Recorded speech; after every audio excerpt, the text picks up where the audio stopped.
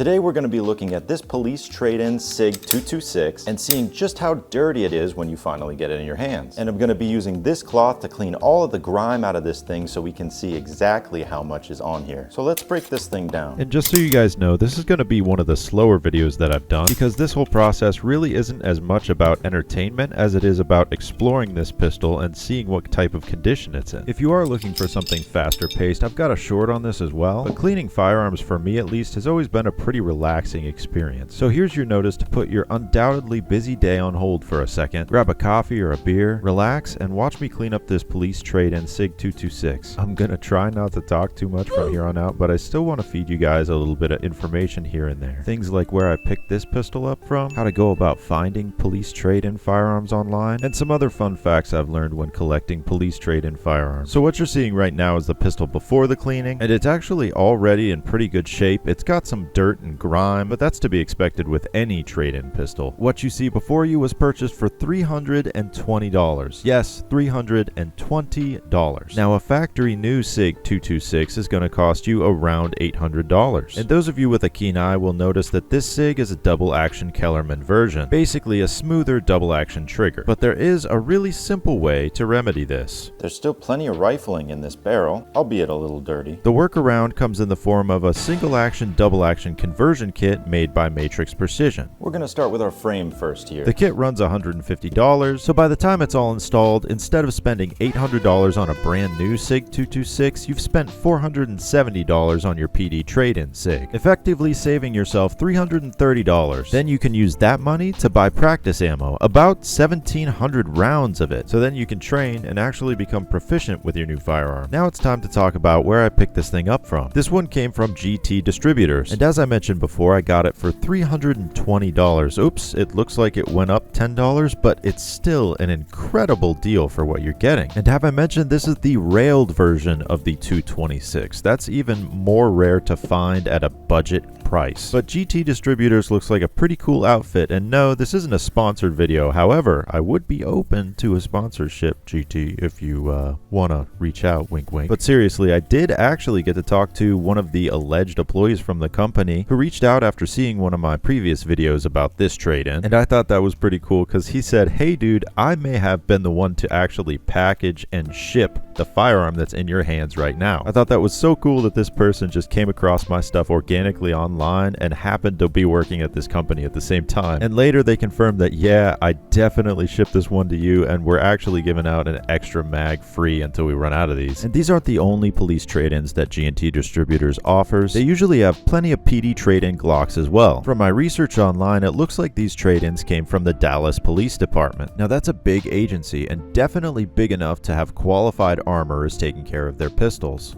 Well, so far, this is how dirty the frame was, and that's really not that bad. Looks like just a bunch of surface carbon. Now let's move on to our slide. And after looking up my serial number, it looks like this SIG was produced sometime in 2005. From 2005 to 2024, when I actually picked this pistol up, 19 years. This pistol has been kicking around inside Dallas's police department for 19 years doing God knows what. I just don't think it was doing a whole heck of a lot though, if wear is any indication. It's hard to say exactly what its fate was at the Dallas Police Department, but by the looks of it, it either sat in a holster for those years, was forgotten in an armory and stowed away, or saw very little service in some other type of specialized unit. Either way, as I'm cleaning this thing up, I can see that the wear is very, very minimal. So let's talk about how to source police trade-in firearms online. And I kinda already revealed one of my fishing spots, but GT Distributors is a great place to find these things. It seems like they always have stuff in stock, and I've never received anything from them that's been in bad condition. But if you're looking elsewhere or looking for something specific, just go to Google. That's your best friend here. And there are a few keywords that you're going to type into that search bar. My favorite and my go-to is buy police trade-in firearms. Another good one is buy police surplus guns. And if you're looking for something specific, it's just going to be buy police trade-in followed by whatever make and model firearm you're looking for. And while this might not sound like something that needs an explanation like this, you wouldn't believe the amount of comments I've received asking me, where do you get these? How did you find these? Where do I go to get these? Now our slide's all done,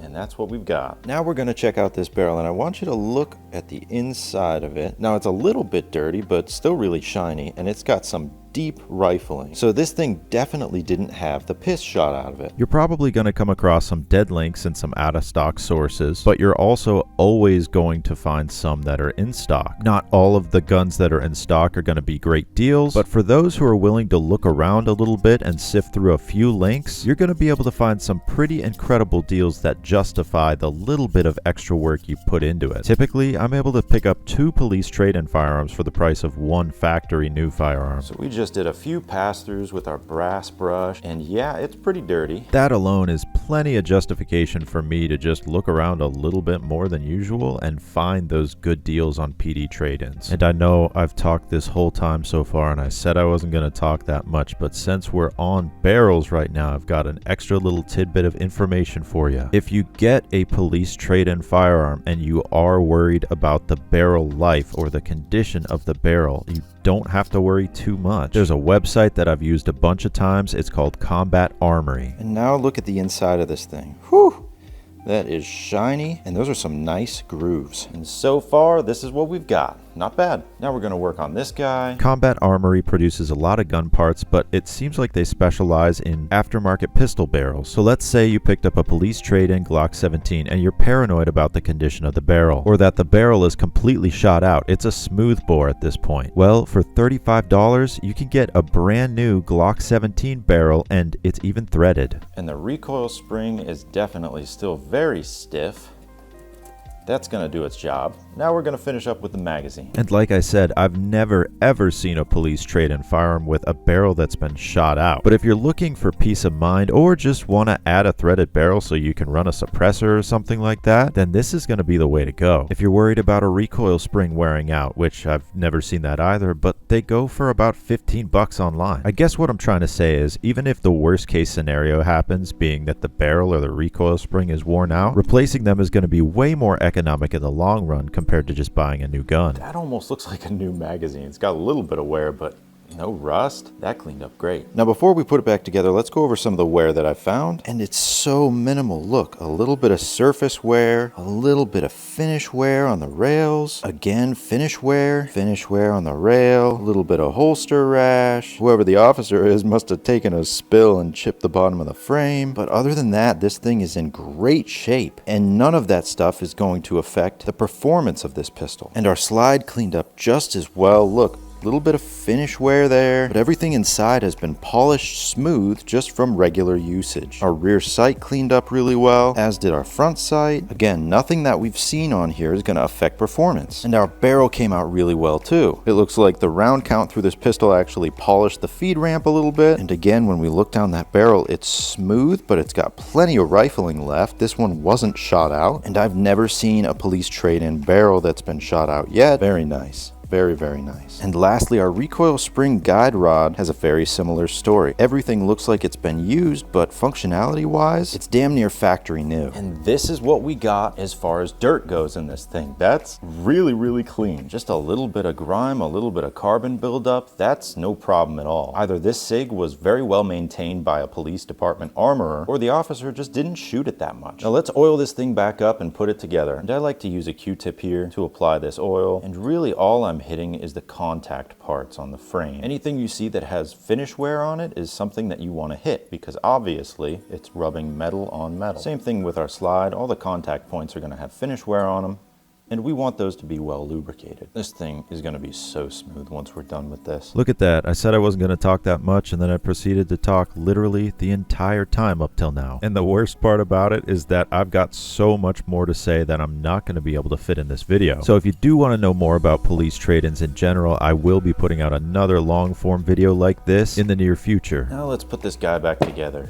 Oh, she's slippery. And not only is that video gonna go over everything I know about police trade-in pistols, but it'll also cover everything I know about police trade-in rifles and shotguns. So be on the lookout for that one. But in the meantime, if you guys have any questions about police trade-in firearms, just shoot me a comment. Now we're gonna use the reverse side of this cloth just to wipe this thing down, because it's bleeding a little bit of oil. Police trade in their firearms all the time, and I mean all the time. If it's not one police department trading in their firearms, it's the one next to them trading in their firearms. And if the condition of those firearms is very good or 95%, then I don't see why we as civilians shouldn't cash in on the amazing deal that is police trade-in firearms. It's like if you were buying a used car from 2010, but it only had 10,000 miles on it. Well, that's an amazing deal. Go for it. And wow, this thing cleaned up really, really nice. That is super smooth. And look at this thing now. That is sparkling clean. After going over this thing pretty thoroughly, I can absolutely say that this PD trade-in was 100% worth the $320 price tag. But what do you think? Was it worth it? If it's any indication, I've got 3 of these now. The first one I got the double action, single action conversion kit put into it. The second one I picked up is just going to remain stock, just as it was when it was carried by a police officer at the Dallas City Police Department. And this one might turn into a project gun, maybe a threaded barrel, some new grips, I don't know, we'll see. Anyway, I hope this little journey left you guys relaxed, or I guess even excited to go out and buy a police trade-in like this. Thanks again to GT Distributors, and a special thanks to the employee that reached out. Until the next time, this has been Collapse and Protect. Have fun and be safe.